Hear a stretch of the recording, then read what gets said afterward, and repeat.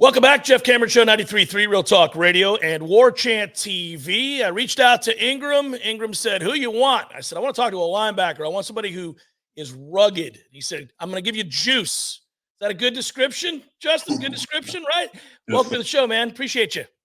Absolutely. All right, so first of all, Katy, Texas. You're a baseball player.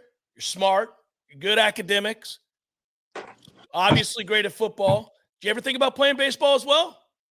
Yeah, I actually, it was kind of an unofficial thing, but I was going to most likely be given a chance to play baseball going into college when I first signed.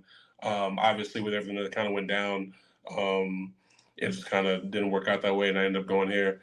And down here, that man, obviously you've seen the team that they had this year. They made a really good run, and I'm not really sure as far as like what that looks like down here as far as us, but I know for a fact that they have a really good squad down here, and we got a couple guys who just came in and is gonna play, so I'm excited for them as well. So what you're telling me is, yeah, could have played baseball at Northwestern, weren't gonna let you play baseball at Florida State. Yeah. Man, I wanted you to play baseball, buddy. I'm a huge baseball nut, and so when I knew I was going to talk to you. I knew you had played baseball, and I was like, I never even looked at his stats. Let me see what he did. And, yeah, you had a huge junior season, buddy. Yeah. So baseball's over with. Now you're a linebacker at Florida State. And I also love the fact that – and I go to every practice, so just so you know where I'm coming from. I've been at every practice but like 2 or 3. And one of the things that stood out about you right away to me was you're extremely competitive. You are a really competitive guy. Have you always been that way, and where does that come from? Yeah, I think this is part of like my upbringing. I have an older brother who, being the younger brother in the household, I lost a lot growing up, and I didn't like it. My parents kind of both raised us as that kind of just to always compete in everything that we do. And my dad used to always just kind of really drill into us the idea that we are the best. So from a point of like that's what we want to achieve, and that's how I want to be, not in the sense of like we want to, we're already given that title. But so yeah, growing up, me and my brother just competing in everything, and like whenever it was like playing darts or outside playing basketball, like it's just something that you always want to win. Like I'll go home and we'll be playing board games and we'll still get heated over it. Like it's just something that we do as a family. It just being competitive and being in that spirit is kind of something that we do. So whenever I'm out there in the field and that's competing with the guys, I just feel like it's just a part of who I am, and I just want to kind of bring that fire that I can to the team. So it's just part of like who I am as a person. Well, I think it's 100% who you are. It comes across in the way you play. And for people that are listening at home and maybe aren't watching this interview, you guys should go look at his Twitter account, X account, if you will. You'll see how competitive at Juice Crier. Right on it, you have underlined a quote about the drop off at linebacker as perceived by a fan, in which it reads, the talent level drops tremendously with Deloach and Bethune leaving. We have nobody on the team currently to fill those spots for next year. That is your backdrop on Twitter. Obviously, you're using that as fuel, using that as motivation. But when you hear that kind of thing, because I have heard that too, people do say that. People have said, well, I don't know about linebacker, a little worried about linebacker. How angry do you get? How frustrated are you to hear that kind of talk? Because I'm sure you're going to tell me, not just you, but Blake Nicholson and others in that group, you feel like that core is ready to play. Yeah, seeing that particularly, I saw a lot of that after in January after the Orange Bowl. It kind of just sent me on tilt a little in the wrong way just because of the fact that we played the entire year as a group, as a linebacker core, a part of a defense that was the top 10 unit in the country. And I just feel like just because some of us wasn't the most highly coveted recruits come out of high school or where we're from, where our backgrounds were, that people look at us as a position of weakness. I just don't feel that way. I don't feel that way from a standpoint of me. I know Blake doesn't feel that way. I know Omar doesn't feel that way. I feel like as a group, we're just kind of generally disrespected as far as like how we're perceived. So that little quote, those two tweets I just picked out were two of many I could have put up there, but it's just kind of a reminder of that. I keep pushing myself and just keep going because I'm not where I feel like I want to be at the same time, but I also know that it's never over, and just to go out there and keep competing and to kind of just prove to myself and to our fan base that we're not some position that can be just played around with and stuff like that. So it's definitely a reminder for us that not a lot of people think we can do what we can do, and we're just going to go out there and have to show on the field. Justin Cryer, Florida State linebacker, joins us on the Jeff Cameron Show right now. Our thanks, of course, to my friends at the Battle's Inn for offering up, Justin. I was excited to talk to you because I think that is a group that people have question marks about. Doesn't mean that you guys won't perform. It's just one that people are wondering because they had such experience there.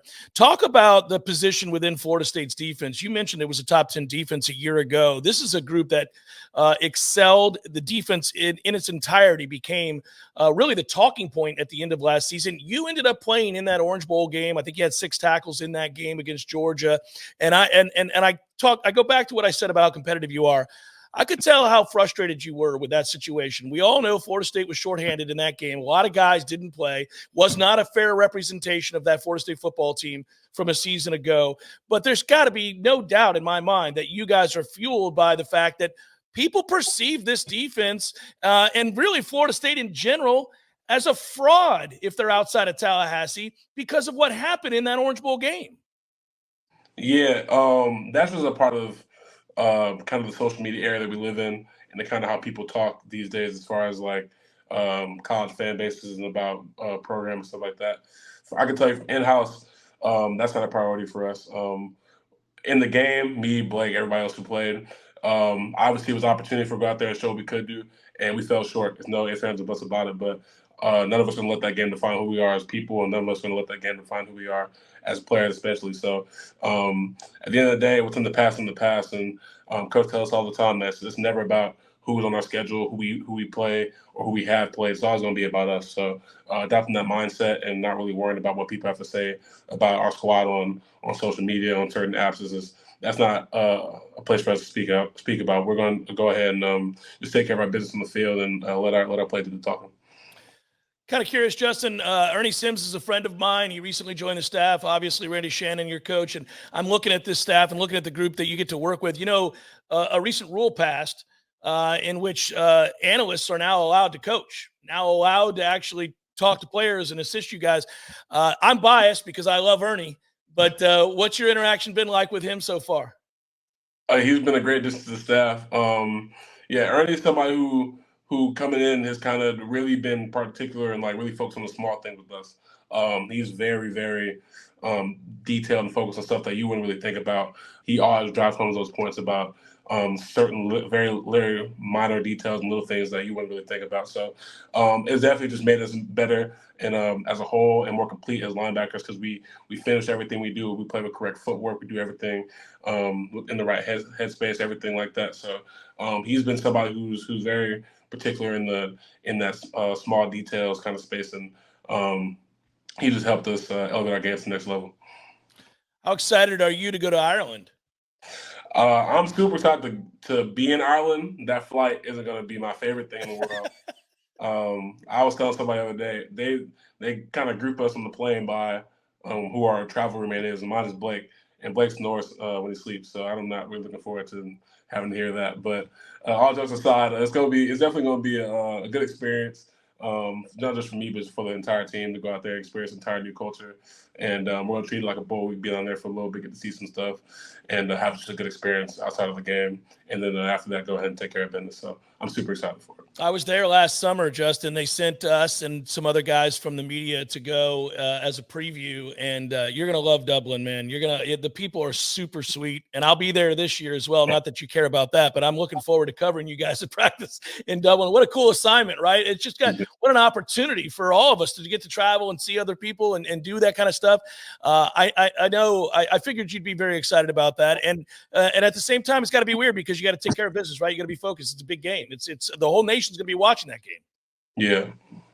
So that's kind of tough because you're prepping for that, and at the same time, you want to get out and about and see stuff. So hopefully, you'll be able to work it in.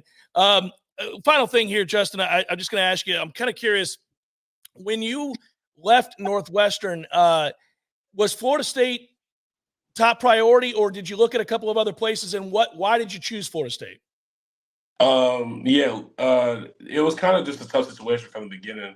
When you get there, I got there in June. I was there for a month, and how everything kind of unraveled, like intend to enter the portal, and I was really kind of going back and forth on whether or not I should, just from the fact of where we were in the timeline of like where people are like with their rosters. Right, it was July. I can't remember the entire exact date, but it was mid to late July at that point. And at that point, which is this time or going to be around this time in a few weeks, people have their rosters together. So like, I couldn't say that like people who I was getting recruited by in high school had, or I didn't know if they had like a spot open and available for me. So I in the going back and forth with it, I was kind of really struggling with the decision to make, and ultimately we're just talking with my family and kind of just ground my faith. I just entered the portal with mindset of that everything's going to work out the way it should,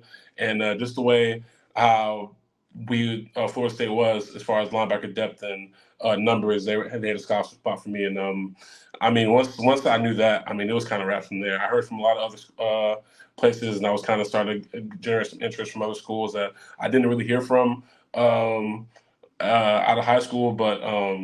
I mean, once I got that phone call from Florida State, I kind of had my mind made up because just the fact that it was a school that I felt like I had a good connection with as far as from the coaches to even some of the players. And once I got that call, I just kind of knew where I was going to go.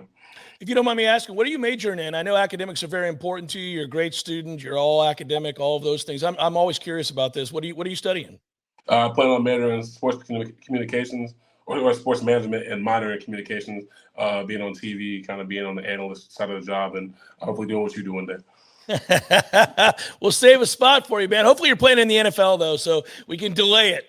I'll be allowed to have my career. You'll retire from the NFL, and I'll give you the seat, okay? Yes, sir.